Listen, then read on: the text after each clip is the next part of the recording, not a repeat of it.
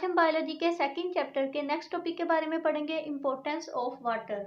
Water जो है ये एक इनऑर्गेनिक कंपाउंड है।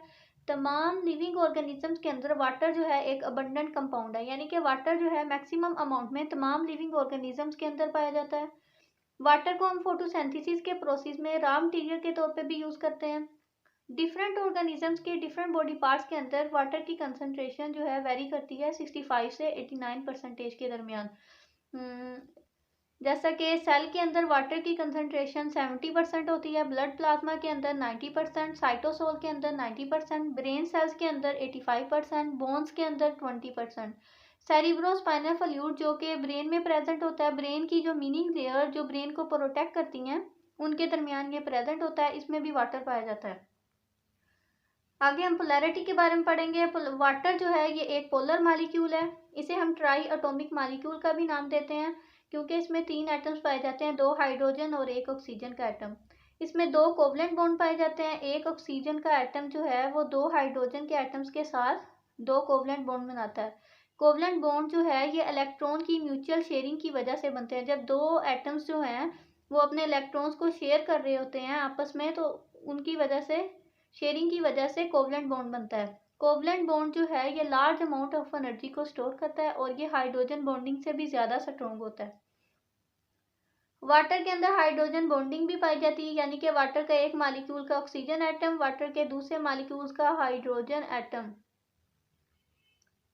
जब आपस में बॉन्ड बनाते हैं तो इस बॉन्ड को हम हाइड्रोजन बॉन्डिंग का नाम देते हैं, हाइड्रोजन बॉन्डिंग। और इसी हाइड्रोजन बॉन्डिंग की वजह से हमारी अर्थ पर स्टेबिलिटी मेंटेन है। नेक्स्ट है सॉल्वेंट। वाटर जो है एक यूनिवर्सल सॉल्वेंट है। पोलर और आयनिक सब्सटेंसेस में ये पोलर और आयनिक सब्सटेंसेस जो है ये वाटर में सोलूबल होती हैं। आयनिक सब्सटेंसेस को जब हम वाटर में डिसॉल्व करते हैं तो ये पॉजिटिव और नेगेटिव आयंस में डिसोसिएट हो जाती हैं। जैसा कि फॉर एग्जांपल NaCl एक आयनिक कंपाउंड है, जब इसे हम वाटर में डिसॉल्व करते हैं तो ये आयंस में कन्वर्ट हो जाता है सोडियम और क्लोराइड आयन में। नॉन आयनिक सब्सटेंसेस इसके 2 पार्ट्स होते हैं, एक पोलर चार्ज ग्रुप और एक नॉन पोलर पार्ट यानी कि ऑर्गेनिक पार्ट जहाँ पे अल्काइल ग्रुप अटैच होता है। पोलर चार्ज ग्रुप जो होता है ये वाटर में सोलूबल होता है और ये वाटर के साथ हाइड्रोजन बॉन्ड बनाता है।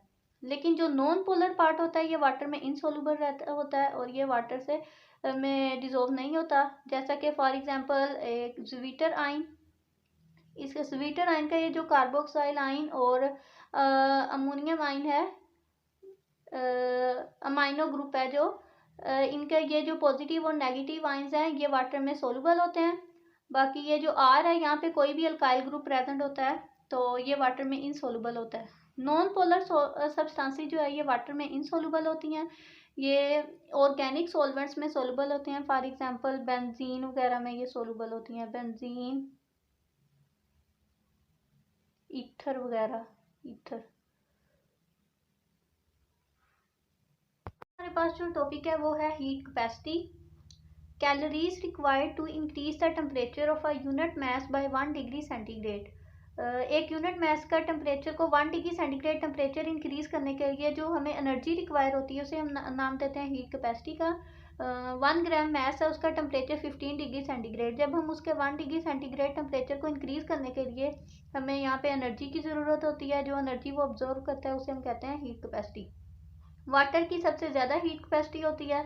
हाइड्रोजन बॉन्ड जो है इसको ब्रेक करने के लिए मैक्सिमम एनर्जी चाहिए होती है। जब वाटर हीट को अब्जॉर्ब करता है तो टेम्परेचर में मिनिमम चेंज आता है। टेम्परेचर जो है टेम्परेचर चेंज मिनिमम होता है, तो जिसकी वजह से टेम्परेचर स्टेबल रहता है, इसलिए हम वाटर को टेम्परेचर स्टेबलाइजर के तौर पे भी यूज़ करते हैं। नेक्स्ट है हीट ऑफ वेपराइजेशन, यानी कि heat required to convert 1 gram mass of liquid in gas, यानी कि 1 ग्राम मास लिक्विड को गैस में कन्वर्ट करने के लिए जो हमें हीट चाहिए उसे हम कहते हैं हीट ऑफ वेपराइजेशन। ये एक फेज चेंजिंग प्रॉपर्टी है, यानी कि इसमें फेज चेंज होती है, लिक्विड से गैस में कन्वर्ट होता है। वाटर की हीट ऑफ वेपराइजेशन की वैल्यू होती है 574 किलो जूल पर मोल। हाइड्रोजन बॉन्ड जो है ये मैक्सिमम एनर्जी को अब्जॉर्ब करते हैं। जब हम सराउंडिंग से मैक्सिमम एनर्जी को ऑब्जॉर्व करते हैं तो सराउंडिंग का टेम्परेचर रिड्यूस हो जाता है। तो जब ये एनर्जी को ऑब्जॉर्व करते हैं तो फेज चेंज होती है लिक्विड से गैस में, जिसकी वजह से लिविंग सिस्टम का टेम्परेचर रिड्यूस हो जाता है। जब टेम्परेचर रिड्यूस हो जाता है तो कूलिंग इफेक्ट प्रोड्यूस होता है। ह्यूमन्स के अंदर कूलिंग इफेक्ट स्वेट के ज़रिए प्रोड्यूस होता है। प्लांट्स में ट्रांसपायरेशन के ज़रिए, जब वाटर जो है लीव्स में से बखरात बनकर उड़ जाता है तो पीछे जो है टेम्परेचर डिक्रीज हो जाता है, जिसकी वजह से कूलिंग प्रोड्यूस होती है। और एनिमल्स में पेंटिंग के ज़रिए। नेक्स्ट है आयोनाइजेशन ऑफ वाटर। वाटर जब आयोनाइज होता है तो ये हाइड्रोक्साइल और हाइड्रोजन आयंस में कन्वर्ट होता है। ये रिवर्सिबल रिएक्शन होता है। 25 डिग्री सेंटीग्रेड में हाइड्रोजन और हाइड्रोक्साइल आयन की कंसंट्रेशन प्योर वाटर में जो है वो 10⁻⁻7 मोल पर लीटर होती है। जब वाटर किसी भी मैक्रो मॉलिक्यूल के साथ रिएक्ट करता है तो ये माइक्रो मॉलिक्यूल्स में कन्वर्ट हो जाता है, स्मॉल मॉलिक्यूल्स को। और इस प्रोसेस को हम नाम देते हैं हाइड्रोलाइसिस, और इस रिएक्शन को हम हाइड्रेशन रिएक्शन का भी नाम देते हैं। स्मॉल मॉलिक्यूल्स को डाइजेस्ट करना इजीली होता है, तो इसलिए ये हाइड्रोलाइसिस का प्रोसेस जो है ये डाइजेशन में टेक प्लेस करता है। वाटर जो है ये प्रोटेक्शन भी प्रोवाइड करता है। वाटर जो है एक इफेक्टिव लुब्रिकेंट है जो हमें फ्रिक्शन के अगेंस्ट प्रोटेक्शन प्रोवाइड करता है।